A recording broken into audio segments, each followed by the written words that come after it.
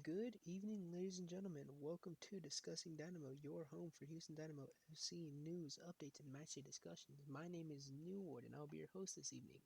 Now, this was supposed to be the review of the match this past weekend against Sporting Kansas City, but it is currently like 11:30 right now. This is my third time trying to record this because of issues I've been having with OBS and memory in my computer.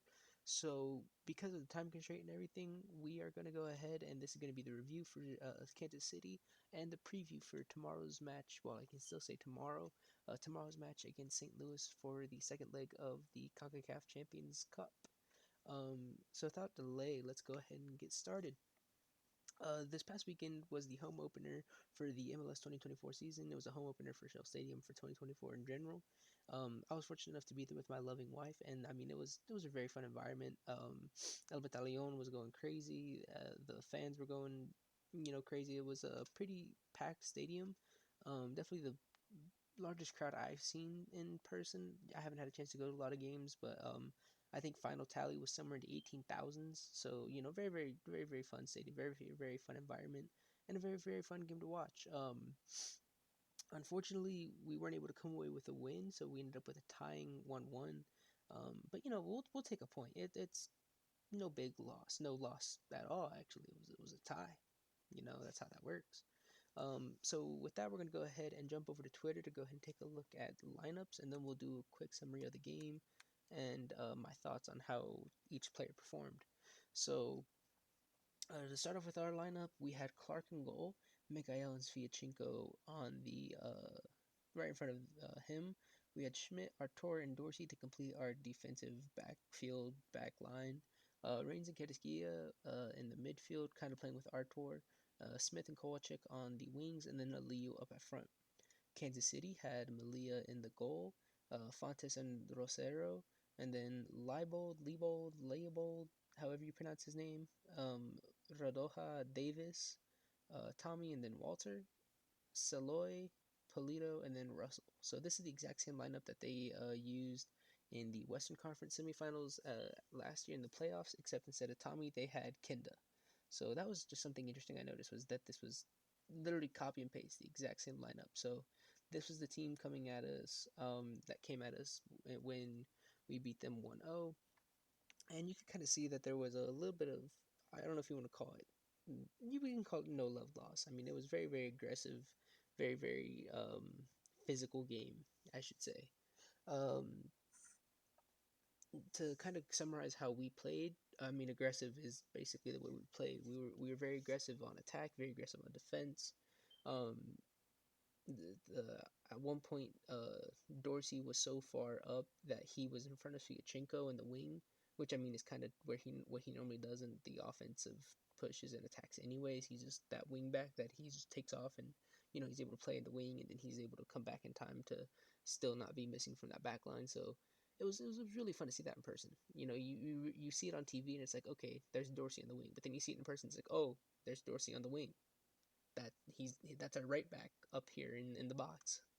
Go figure. Um, so yeah, that was pretty fun. Um, in terms of how the kind of each player performed, I thought Mikhail had an amazing defensive game. Um, constantly spoiling attacks that would have been one-on-ones with the goalie, or being kind of the reason breakaways couldn't really develop into breakaways, because he was able to just get there and be annoying and be this aggressive, almost one-man wall. Um, I thought, obviously, like I said, I thought Dorsey had a really good game playing in his kind of wingback style. Um, I thought Coco had a really good game. He was able to do really, really. I call them fancy. They might just be cut and dry. That might just be how Coco plays, obviously. Um, but to me, it was really impressive to see the way he was able to dance the ball around his feet and dance around defenders and find people open that didn't look like they were open, but he was able to throw them or not throw them a pass, but you know, um, pass the ball to them and keep the play going. I thought Liu Smith and Sviatchenko had amazing games. Just as a front three in general, while they weren't able to be the ones that score the goal. Um, they were very, like I said, very aggressive. They weren't giving the back line in Kansas any kind of rest. They weren't able to think. They had to get rid of the ball because if the defense in Kansas, or if the Kansas defense had the ball, they had one of those three coming at them full sprint to take it from them. So they had to hurry up and get rid of it, and then that guy had the other one of those three, and then it was like a rotating cycle of just aggression from those three. So it was really really good, really high points from me for them. Um, to kind of do a quick little summary of the game while we still have time. Um, like I said, it was very aggressive in the first half. Kansas wasn't really able to do too much offensively. They were really on defense mode for us. I mean, they had their chances, don't get me wrong. Um, they definitely had a couple good chances too, but nothing that really stuck out to me or still sticks out to me, 2 days later, where you really don't think Kansas had like the too many chances in that first half. And after watching the game back, the announcers even said that first half it was dominated by the Dynamo. So it was a really solid performance coming out of the first. We were able to at one point Coco was able to cross the ball over to Brad Smith for a header into the goal. But it was reviewed during the celebrations and brought back for offside, which at first and at the stadium felt like very aggravating because you thought this was a repeat of last Tuesday against St. Louis, where um, our would-be go-ahead goal is called back for an offside. That wasn't an offside because we all thought, or at least I thought, they were calling Smith offside. But after watching the game back, they were calling Coco offside, and Coco was offside. He had come from an offside position to receive the ball to cross it to Brad Smith, who then headed it into the goal.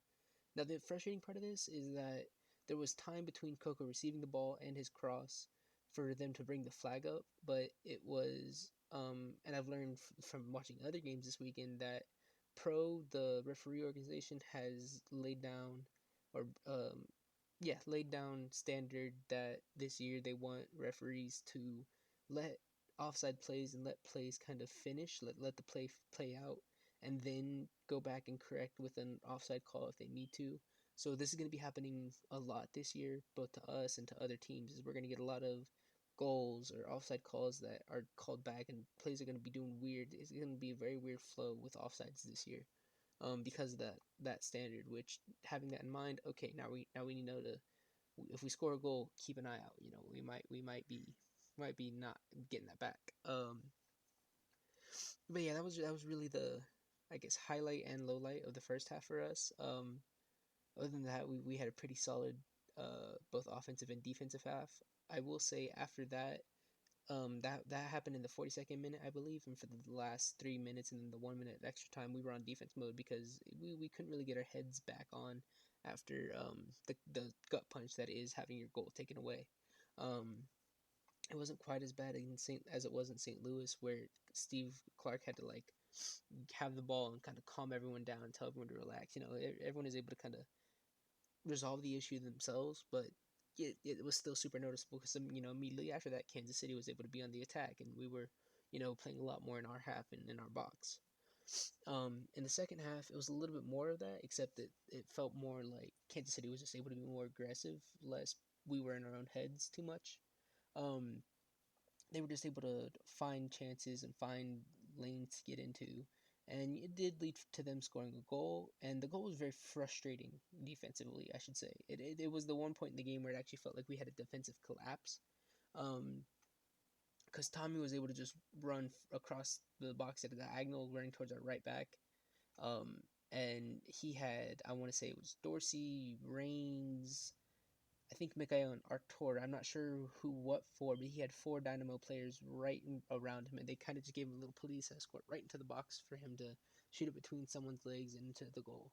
So that was a pretty frustrating part of the defensive side of everything, but nothing too concerning after that, except we're down 1-0 at this point. Um, this continues on until about the 70, let me not lie and give you a false time, but I want to say it was about 76 minutes. Don't quote me on that though. We did make our subs, so we subbed out Dorsey for Jan Gregus, and we subbed out Reigns for Gabe Siegel. Excuse me. Um, so these were both of their first times in Shell Stadium. This was their debut, and 2 minutes later, Gabe Siegel receives a header from Aliu across the box, heads it into the goal, scores in his opening debut right away. It's beautiful little goal. I mean, I think it was Coco who crossed it over everybody to Aliu, who heads it up over the box to Siegel, who has to literally lay out to get his head onto the ball to put it into the top of the net and score. So that's our equalizer. And then after that, the game kind of opens up. It's just kind of really bloody. Just everyone's full out attack. Defense isn't really able to keep up with it on either side, and when they are, it's really last minute, really insane, impressive saves. It looks like we're about to score again for a little bit. It looks like they're about to score again for a little bit, and towards the end, I will say about 85 minutes on till the end of the game, we had the upper hand again. It was a lot more of what was in the first half, where it was very clinical with our attack, and it just we just weren't able to find the edge into that goal, find a goal at the end of our chances. Um, so we're gonna jump back over to Twitter real quick to do player ratings, so I can go ahead and work up in order. Um, so we're gonna go ahead and start with Clark. I'll say Steve Clark had a really good game. I'll go ahead and give him 9 out of 10. This is higher than I'd rated him in some of the other takes I have on this video. Which, speaking of which, I'm gonna go ahead and do a little unprofessional and make sure that OBS is still recording because I'm scared, but it still is, so we're good to go. But yeah, Steve Clark had a really solid game. I'm gonna go ahead and give him a 9, um, because on one hand he was able to do his job as a goalie. Obviously, a lot of coming out of off his line to be to clear the ball with the strikers running at him. There one, two, maybe even three times where he literally put his body on the line, just laying out to grab the ball from a striker's feet because it was the last choice. So I'm gonna give him a 9 out of 10, and then also he was captain for the game, and he did a really good job. Schmidt, I didn't think had the best game, but you would see Clark kind of going over, putting his arm around Schmidt, kind of giving him a pat on the back, like, "Hey man, you're doing all right. You're still in this." So I think Clark did well both as captain and both as goalie.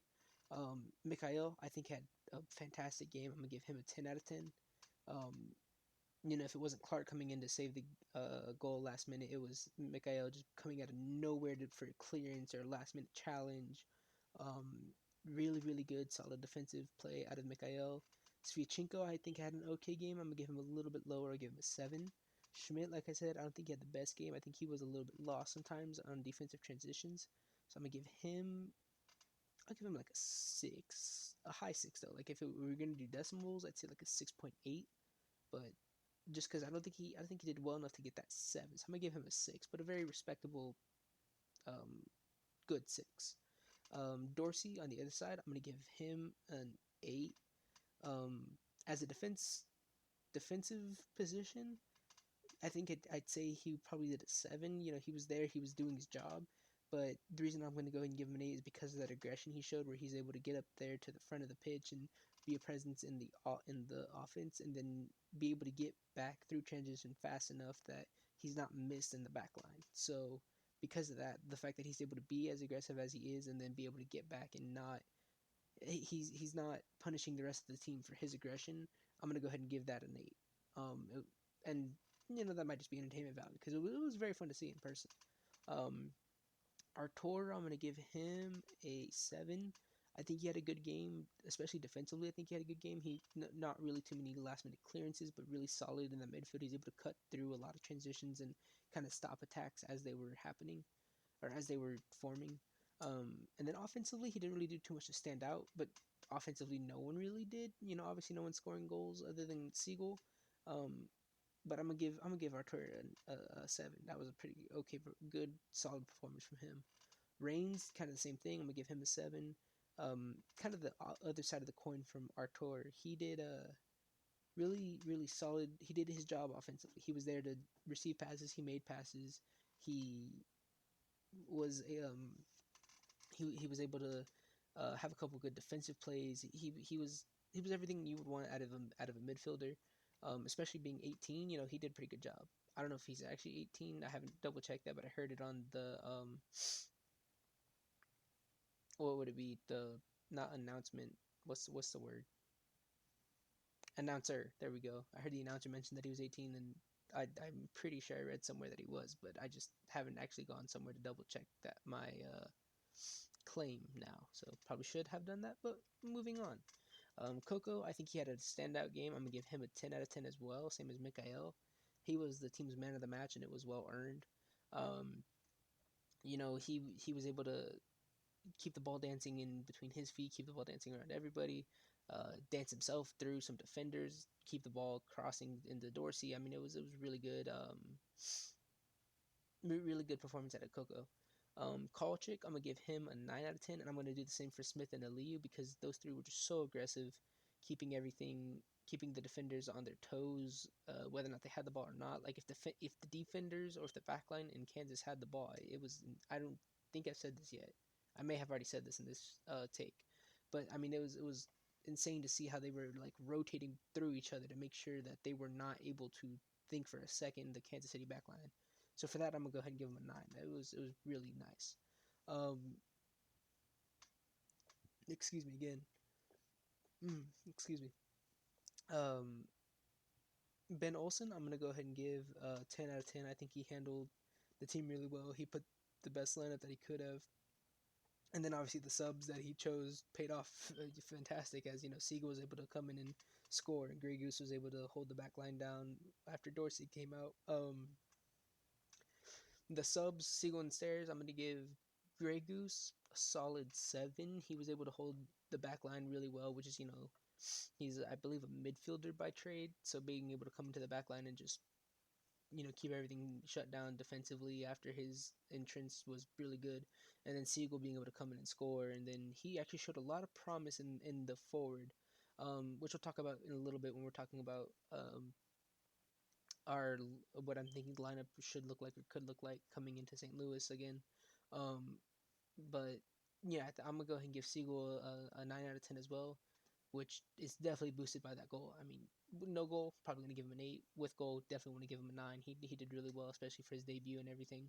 Um, and then the referee, I'm gonna give the ref a 10 out of 10, which is kind of funny, but the ref was not letting anything go. I mean, it was if a challenge was soft, he let the play continue. If a challenge wasn't a good challenge and like, or I'm sorry, if a foul wasn't a good foul, like if there was no challenge made and the player was just flopping, I mean, at one point he was literally just ran up to a defender, shaking his head, or Kansas City player shaking his finger, like no no no, get up. You know that wasn't a flat foul. You're flopping. You know, it was really fun to see. Um, so that I'm gonna give the ref a 10 out of 10, which I probably won't ever do again. I'm known to be pretty critical of refs, but yeah, it was very refreshing to see that. Um, so with that, that is about all I have for the Kansas City game. You know, like I said, not the result we wanted, but a result we will definitely take. It's a lot better than a loss. That brings us into the news break before we dive too deep into St. Louis. So I don't have everything open right in front of me, but I do know we did sign um, Diego Garcia, if I'm remembering the name off the top of my head, and Adewale. We signed them to short loans from Dynados very recently. Actually, I think one of them is down here. Gonzalez, Diego Gonzalez, and then Awadesu. There we go. I'm not. I'm yeah. Um, there we signed them both from short extensions from Dynados to keep the to kind of buffer the subs. I'm assuming, and then the team also announced that Amin Bassi and Hector Herrera both received their green cards today, so they're not taking up international slots on the team. So what this means is we could finally have Bassi back in the lineup. And then we also signed Usmane Silla. We signed him to a professional contract. He's now part of the first team. Silla was our draft pick. I think he was number 55 overall. He was our second draft pick this past year during the Super Draft. We got him from Clemson. He had a really good year at Clemson. I don't have all his stats right in front of me, but if you give me just 1 second and a lot of background noise, I can pull up what I had for notes for him. Here we go. So yeah, we got him from Clemson. He was the 55th pick overall, and he plays midfield. He has 24 goals and 24 assists in 71 matches. 71 of those matches being 58 starts with Clemson over his 4 years there. Out of those 24 goals and 24 assists, 13 goals and 10 assists came from his senior year.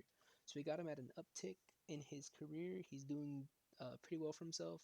I did see in the article he received a lot of honors.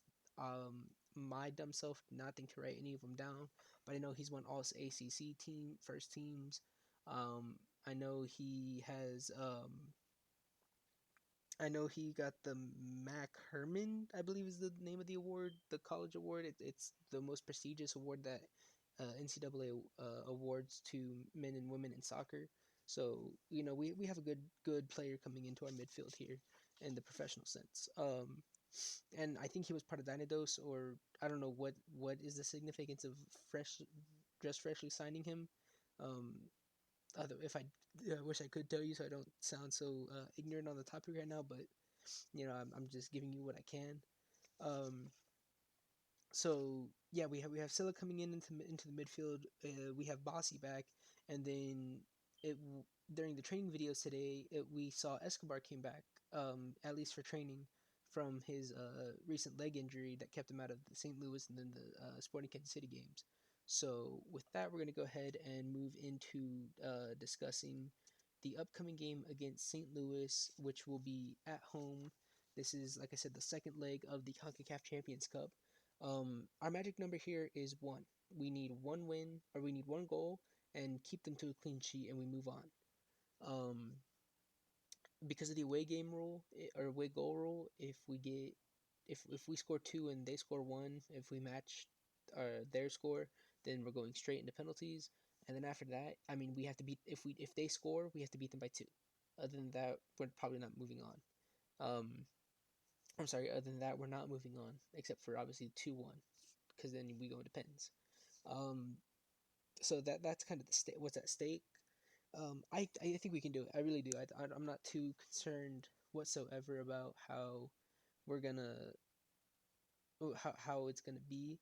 Um, we'll go ahead and take a look at their most recent lineup. This was what they played against Real Salt Lake just past Saturday. So they had Berkey in goal, Totland, Nilsson, Parker, and Markinich in their backline. Lowenblom, Thorson, Jackson, Pompeu, and then Klaus. This is kind of what they came at us with in the first. I want to say Nilsson was different. It's way down here in the scroll bar, so I'm not about to go through their entire Twitter just to find that. But yeah, I know this is a little bit different than what they came at us with, but I will say after watching their game back, they handled Real Salt Lake very differently than they handled us. They were a lot more forward and invasive with their defense than they were with us. With us, they were kind of letting us hold the ball and playing it, letting us make our passes and kind of walk it up through the backfield. With Real Salt Lake, they were just, you have the ball, we take ball from you, or we try to take ball from you. So it was kind of interesting to see that. Definitely not what I was expecting. I was expecting, that calculated lying in wait kind of trap that I'm used to seeing from them, but maybe I don't understand St. Louis's game. Maybe there's something between the two, or maybe they saw something in Salt Lake's game that made them want to go that way. In terms of our lineup, because of the intricacies of it, I'm gonna go ahead and do this one live, or as live as this technically is, so we can kind of do this together. So we have Bossy back over here in the active lineup. We have Silla down here in the active lineup, and I do need to change his number real quick, because on his Instagram he has the number 26. I had him at 55 as a placeholder because he was the 55th pick, not to be confused with Anord Giamfi, who is one of our subs currently. I don't know what number he wears, but he was the 26th pick. So I'm going to go ahead and put him at 0 just to have as a placeholder and not get confused.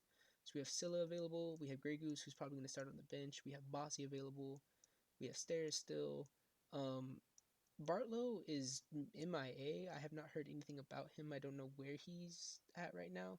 And then we have Escobar training with the team, so we'll hopefully hope he's available.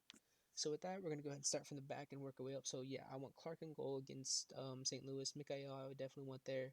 Suyachenko, I'm okay if Suyachenko's there. Dorsey on the wing. I've been thinking about this all day, so I think for sure I don't think I want Schmidt to start. Now, in terms of Escobar or Steres, if you had asked me a couple weeks ago, I'd say Escobar no problem. But since he's injured and we're not sure on his match day readiness, maybe we have Steres start out here on the wing, right? Or I'm sorry, left back. And then if we're gonna get if he starts to wear down, or maybe later into the game, or maybe second half, we bring Escobar in, so that way Escobar doesn't have to push himself too hard, and maybe we'll have Escobar come in for Artur. Artur will take the wing, and Steres will trade out, or something like that. Maybe that's what we'll do. That way Escobar doesn't have to push himself too hard on his first game back, first game of the season. He's able to, only have half a game to, we don't want him to re-aggravate an injury and then miss any more time. We're already injured, rattled as it is. So yeah, I'm gonna go ahead and say I think I want. Oh wait, there we go. So Artur in the middle. I think I want Steres instead of Schmidt. Now in terms of the midfield, this is where I get a little interesting with what I think I want to happen. So I don't think I want Smith to start. I don't want him as an early, or as one of the first subs, first choice for subs. I want Aliu on the wing, and I think I want Bossy in as the 8 or as the 9. But the only thing is, coming back to what we were just talking about, Escobar, we have no idea what Bossy's match day readiness is going to look like. Granted, some of these guys, this is their third game in 7 days, so they're all going to be tired. Especially Dorsey. Dorsey's been sprinting lately, so maybe even have Escobar come in for Dorsey might be the right move. I'm not sure. This is why this isn't my job to do. Um, but one thing I think I want is Reigns out and Scylla in, because Reigns young. You can't expect him to be able to play 3 games in 7 days and be able to give the same performance over and over again. So I think let's go ahead and give Scylla a start, and then if need be, we can switch in Reigns, switch in Grey Goose. If it looks like Scylla's just starting to collapse out there or drown out there, I think I still want a Leo on the side. But if we're not gonna put Leo on the wing, let's do Bossy as a sub and keep our front as it is. So kind of something like this, where we'll have Steres, Scylla, and being the only differences, but be ready to sub in Escobar, Bossy, and then probably Grey Goose. Oh, one thing I just realized I don't have Gabe Siegel.